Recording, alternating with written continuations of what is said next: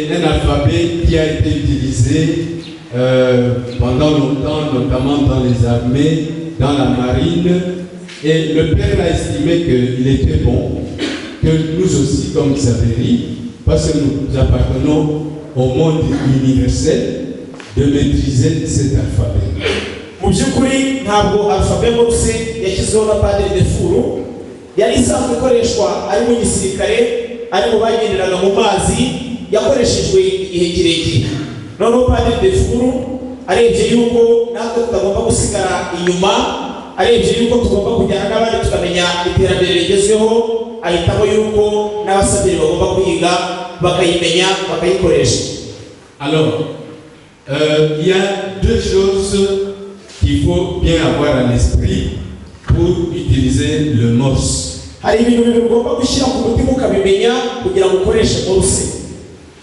La première chose, c'est que chaque lettre de l'alphabet et chaque chiffre a sa représentation, sa manière d'être sifflée. Icyambere ugomba kumenya nuko buri nyuguti yose cyangwa se buri mubare wose ugira ikimenyetso kiwusimbura, kandi icyo kimenyetso ushobora kugikoresha mu ifirimbi.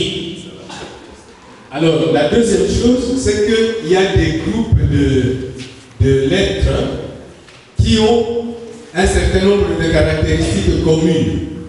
Icyakabiri ugomba kumenya nuko hari inyuguti zimwe na zimwe zigiye zigira ibimenyetso zisa n'izihuriyeho. Par exemple, pour la première série, vous voyez qu'il n'y a que des points. Urugero ni nk'uko kiriya cyiciro cya mbere ibimenyetso bikiranga ari utudomo. Dans la deuxième série, vous voyez qu'il n'y a que des barres.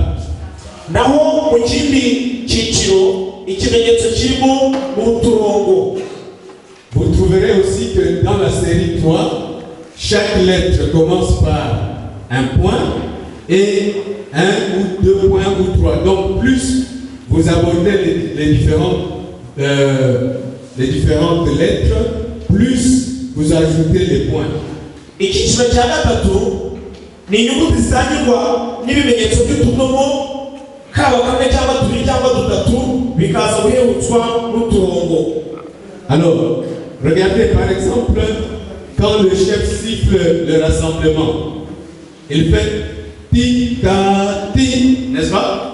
Ni ngoye urugero iyo chef ahamagaye iteraniro, murabizi yuko avuza akadomo, akarongo n'akadomo.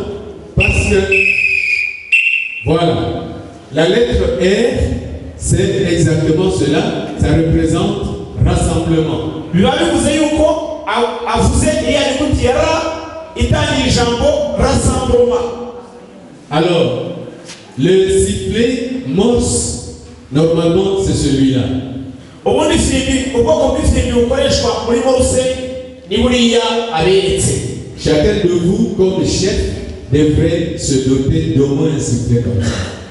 Buri mutware wese ubundi yagombye kuba afite ifirimbi ikoze kuri iyi. Alors, pour, par exemple, parler de Ernest, Emilienne, ainsi de suite. Urugero inyuguti ya E isifurwa gute? Je vais juste siffler un point. Ni ukuvuza ifirimbi nk'akadomo kamwe. De manière énergique, pas comme ce que je faisais pendant la messe. Ariko kuvuza ushyizemo imbaraga ntabwo ari nka kiriya gihe kureba bavuzaga mu gihe cyo mu misa. Pendant la messe, on siffle en douceur parce qu'on est à un moment d'adoration et il ne faut pas faire peur aux prêtres et aux chrétiens. Alors il faut siffler en douceur 3 fois. Mu gihe cyo mu misa bakoreshaga ifirimbi ku buryo bworoheje kugira ngo badakanga umusaseridoti n'abandi baje mu misa, ariko igihe cya morse byo bashyiramo imbaraga. Alors pour bien vous entraîner au morse, je vous propose chaque fois, peut-être, chaque membre d'une équipe prend son nom, il essaie de le maîtriser en alphabet morse. Ensuite, quand vous serez dans vos groupes, dans vos équipes, vous essayez de siffler en alphabet morse le saint patron de votre équipe et votre devise. kugira ngo rero mwitoze muruse neza uburyo muri bukoreshe nuko buri mutware cyangwa umutwarekazi w'inteko aza kwiga uko bandika cyangwa se uko bakoresha ifirimbi bandika amazina ye, hanyuma nimurangiza mwese mwige uburyo bakoresha bandika amazina y'umutagatifu mwisunze.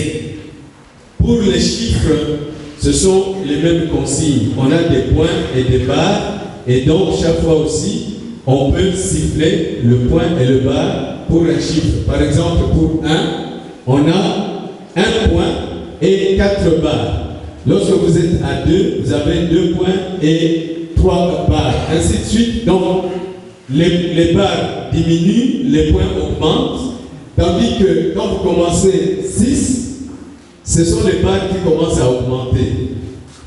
Buri gihe iyo ushaka kwandika imibare ikimwe n'inyuguti nagukoresha utudomo n'uturongo. Dutangiye kuri rimwe hatangira akadomo kamwe n'uturongo tune, hanyuma uko ugenda uzamuka ujya kuri kabiri no kuri gatatu utudomo tugenda twiyongera, uturongo tugabanyuka kugeza kuri gatanu. Iyo ugeze kuri gatandatu gutangiza akarongo kamwe n'utudomo tune, hanyuma uko imirongo igenda uko uturongo tugenda twiyongera niko utudomo tugenda tugabanyuka. Alors, nous allons un peu nous entraîner. Vous voyez, par exemple, nous avons ici E, I, S, H. Ce sont des lettres qui se font simplement en termes de points. Tugiye rero gutangira kureba inyuguti ya E, I, S na H. Izo inyuguti zigiye zisimburwa n'utudomo. Alors, donc si je siffle, c'est la lettre E. E. I.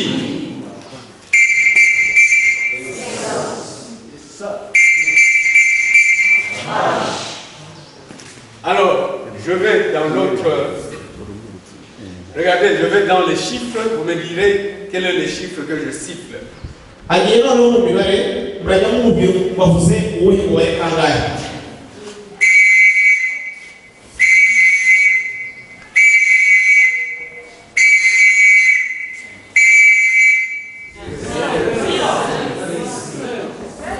C'est combien?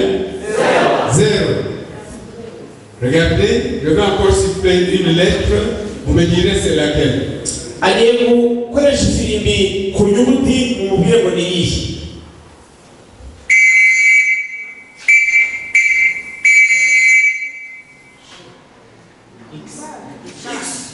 X. Alors, vous voyez comment ici il y a ce groupe. Donc nous avons X, il y a 2 points à l'intérieur, entourés de 2 barres.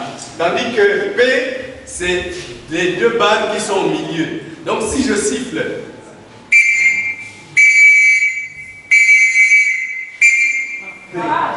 uko mubibona inyuguti ya X iri itsinda rimwe na P. X natangirwa n'akarongo gatambitse hakazamo utudomo turi hagati n'akarongo gaheruka, mu gihe payo uturongo dutambitse turimo hagati utudomo akaba aritwo duheruka. regardez aussi, regardez, nous avons ici le groupe AUV. Quand vous allez de A à V, les points augmentent, les barres diminuent. Disons, les points augmentent et chaque lettre a une seule barre. Kiriya cyiciro cy'inyuguti za A, U na V, murabona yuko iyo uva kuri A ujya kuri V utudomo turagenda twiyongera, ariko icyo zihuriyeho zose ni uko ziherwa n'akarongo. Alors je prends par exemple A et V. Vous allez voir que c'est sifflé différemment. Quand je veux siffler A, je siffle un point et une barre. Ça c'est A. Il y a les A. Alors, je siffle V. Il y a les Va. Donc, il y a des petites variantes comme ça. C'est question seulement de s'entraîner en équipe, en groupe. Et pendant les grandes manifestations, vous pouvez faire ce genre de démonstration devant le public. Parce que, je me rappelle ce que disait hier le chef des Gézi, c'est ça? Des Gézi. Des Gézi.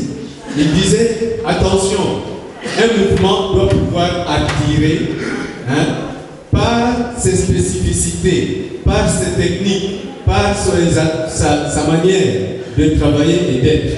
Alors, si vous faites de telles démonstrations devant un public, peut-être il y en a qui seront attirés à partir de morse, à partir de sémaphore, à partir de l'alphabet Xaveri, ainsi de suite. aravuze ati iyo utangiriye kuri ziriya gurupe z'inyuguti kuri biriya byiciro by'inyuguti bisaba yuko mu ntego iwanyu mugenda mugakora imyitozo itandukanye kuzageza ubwo muzagera mukabimenyera ibintu byoroshye. Hanyuma nimumara kubimenyera muzajya mubikora ku buryo bw'imikino, ku buryo bafata bamwe bakajya batanga imyitozo abandi bakayisubiza ku buryo abatari abasaveri baza kubireba. Mwibuke neza ko ejo Chef Mekezi avuga yababwiye yuko umuryango w'abasaveri ugomba kurangwa n'udushya ukagira ibintu bikurura abandi, tukagira ibikorwa bikundisha urubyiruko igisaveri. Par exemple, ce matin, j'ai entendu le coup de sifflet pour nous réveiller et c'était un appel. Nous avons la manière de faire un appel. Donc, vous pouvez être dans vos chambres ou bien au réfectoire. Je peux ne pas commencer par le rassemblement parce que je sais que vous êtes encore un peu éloigné du lieu du rassemblement. Mais je vous appelle. Numvishe ifirimbi bahamagara ifirimbi yo guhamagara. Ati iyo firimbi rero nimutekereze yuko buri gihe tuzajya dukoresha inyuguti ya ra rassemblement, ahubwo ushobora guhamagara abasaveri kubera yuko ubona ko ahantu bari hataraho gukorerwa rassemblement kandi bakeneye. Alors, pour ce faire, comment je vais siffler? Je vais siffler l'appel en utilisant 3 barres et 2 points. Et je vais procéder comme ceci.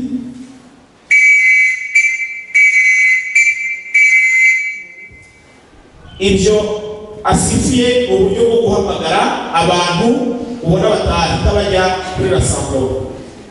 Ouais. Donc, dès qu'un camarade Xaveri se trouve peut-être, il accompagne un ami, ou bien il se trouve encore en chambre, il est dans une salle où il ne doit plus être, il entend cet appel-là de vous, le chef, il doit vite se préparer parce que fort probablement, le chef va appeler un rassemblement. Donc, lorsque le chef siffle l'appel, il faut déjà s'apprêter pour aller au rassemblement. Atanze urugero ko utsa umuntu wehereje undi hakaba hari abandi basigaye aho tubara abandi bari ahandi hatandukanye. Icyo gihe iyo asifiye guhamagara buri muntu wese atangira kwitegura akiyumvisha ko byanze bikunze uwo mutware ugize guhamagara igikurikiraho ari uko ari guhamagare iteraniro. Mais aussi il peut arriver que moi le chef, au moment où je viens de vous appeler, par exemple, monsieur l'abbé Aumonier m'appelle aussi pour me donner une consigne. Et je voudrais vous dire, attendez, ne venez pas encore. N'est-ce pas? Je voudrais que vous puissiez attendre. Alors je siffle attendre par 1 point, 1 barre et 3 points. Ati hariye nanone usifura gutegereza. Tuvuge nka chef yaraguhamagaye ariko noneho bibaye ngombwa yuko Padiri Aumonier nawe amubwira ko mukeneye. Mugiye kwitaba Padiri Aumonier kandi wari uri mu nzira nawe uza kumwitaba, asifura ko uba umutegereje akoresheje biriya bimenyetso bya gatatu, akadomo, akarongo, utudomo dutatu, nibyo byo gutegereza. Donc à ce moment-là, je vais siffler.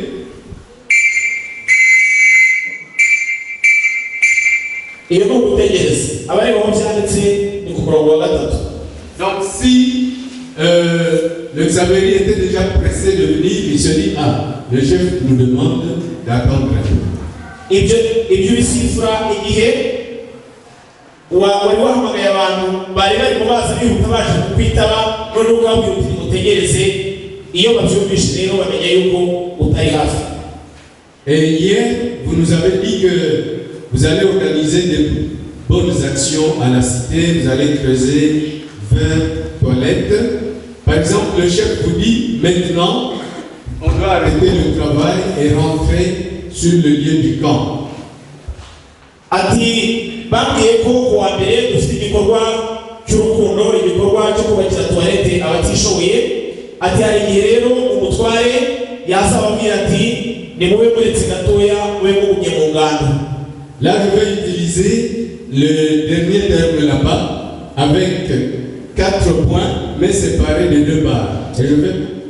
Ati gihe nimwe mwakoze icyo gikorwa mukarangiza, hari ifirimbi yo kubamenyesha yuko igikorwa mwari murimo kirangiye. Icyo gihe akoresha uburyo bw'ifirimbi. Donc, kubabwira ngo imirimo irarangiye.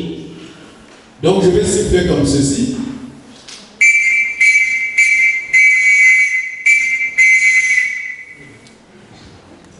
Icyo ni ukumenyesha ngo imirimo irarangiye.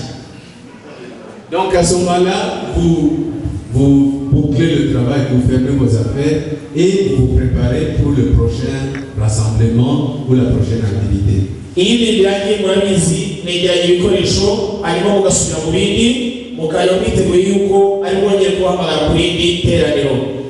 Maintenant, je considère que j'ai dit l'essentiel et je voudrais vous dire que je n'ai plus rien à vous communiquer. Je vais siffler 5 fois bas.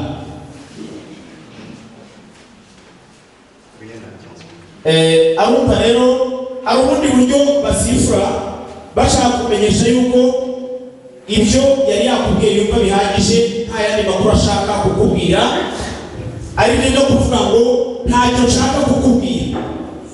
Icyo gihe ukoresha ubu buryo. Ok, alors je vais utiliser 5 barres.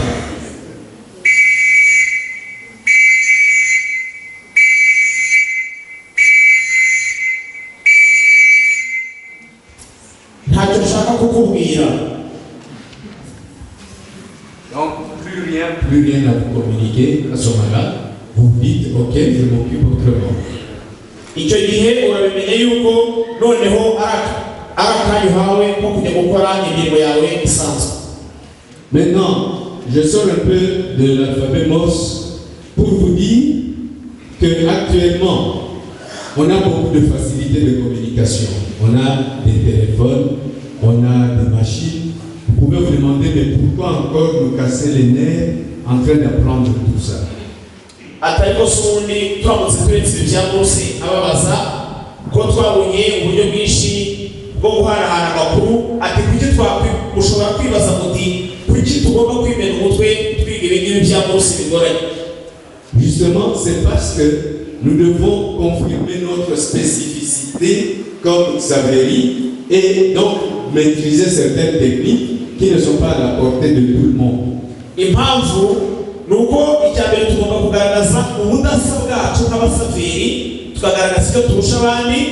Ikindi tugomba kwiga ubuhangashinga indi miryango cyangwa se izindi nzego z'urubyiruko zitagira, kuko ari umwihariko wacu. Un jour, nous avions voyagé pour Bujumbura et on est passé par Uvira. Et arrivé à Uvira, au niveau de la frontière avec le Burundi, bon, tout le monde de notre délégation a traversé, mais nous nous sommes rendus compte qu'il y avait un Xavéry égaré. On ne savait pas le retrouver. Alors, j'ai sorti mon sifflet, évidemment j'ai avisé les services de là, et j'ai formé l'appel, les premiers éléments là-bas. Donc les 3 barres qui sont suivies de points. Donc, j'ai sifflé, appel.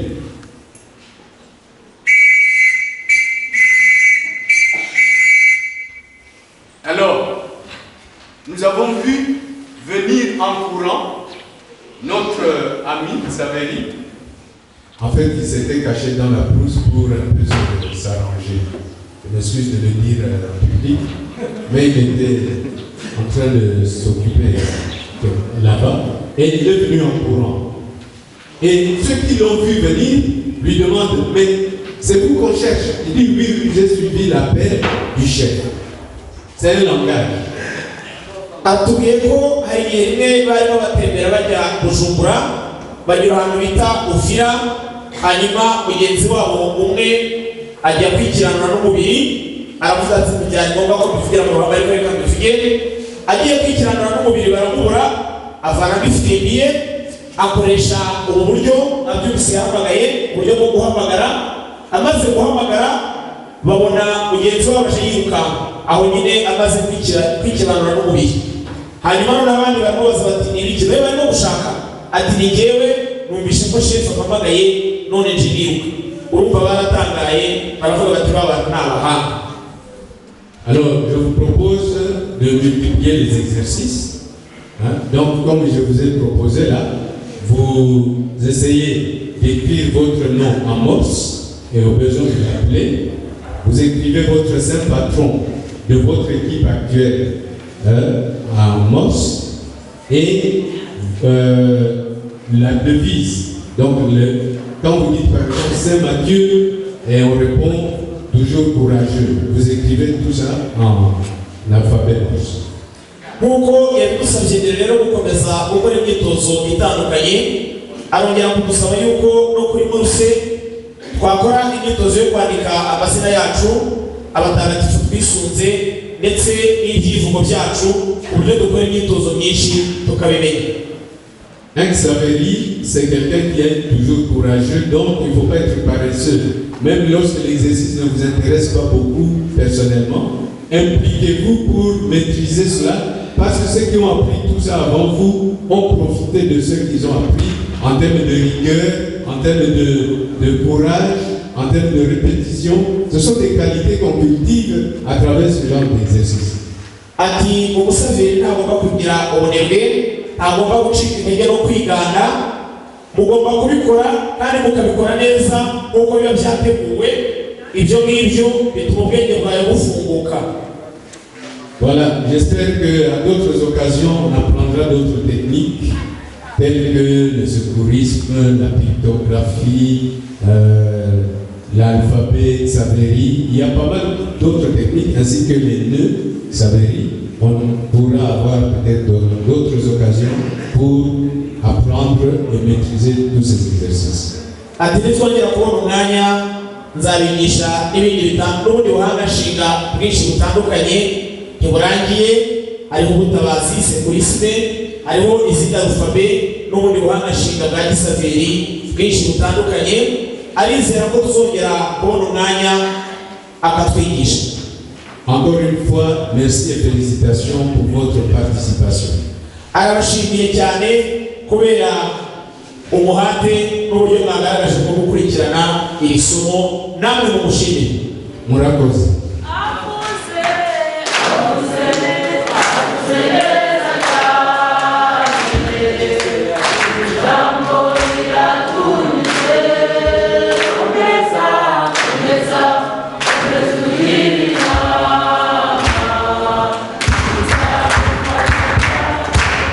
Reka twakire abafite ibyo basobanuza.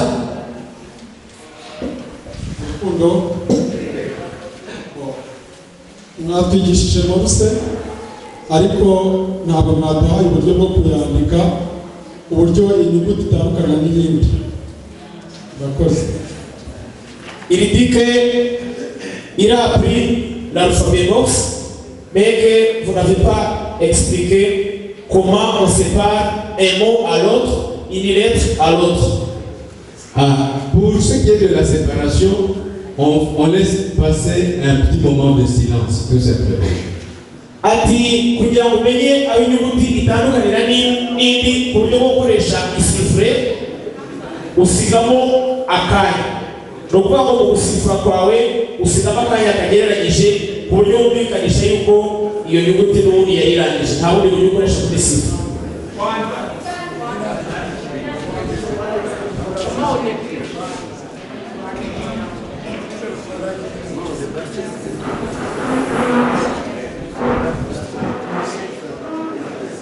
urangije ugakomeza wafunga ugacamo akabati cyangwa se kugira ngo musomane mworohere.